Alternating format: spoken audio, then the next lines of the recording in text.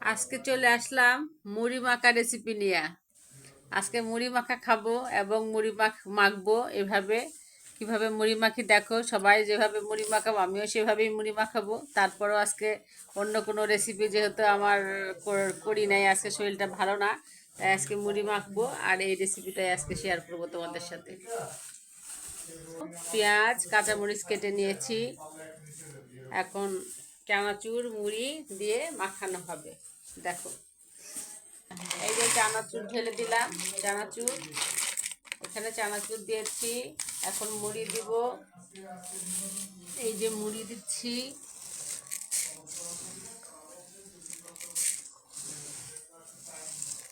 অল্পই মুড়ি মাখাবো, খুব বেশি মাখাবো না, কারণ কে কেমনটা খাবে জানি না, এই জন্য অল্প করে মাখাই। ঠিক আছে, আর এখন এগুলি আনতে মাখাতে পারব না।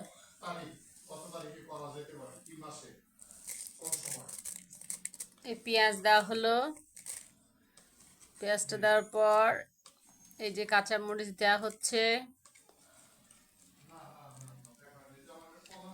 এবার টমেটো,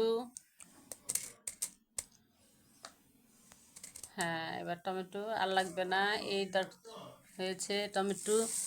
এখন এখানে সরিষার তেল দিয়ে দেব,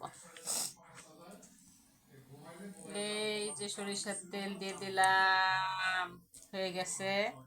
এখন মাখিয়ে নিব। যে মাখানো হচ্ছে,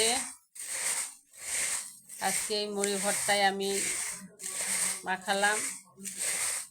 তোমরা সবাই আমাকে এভাবে মুড়ি মাখা খেয়ে দেখাইও কেমন লাগে, বা ফেসবুকে অবশ্যই আমাকে কমেন্ট করে জানিও। জানি সবাই মুড়ি মাখাতে পারো, তারপরও দিলাম, কি করব। এখন সবাই মুড়ি মাখা খাবো। তবে সবাই ভালো থেকো, সুস্থ থেকো, আল্লাহ হাফেজ।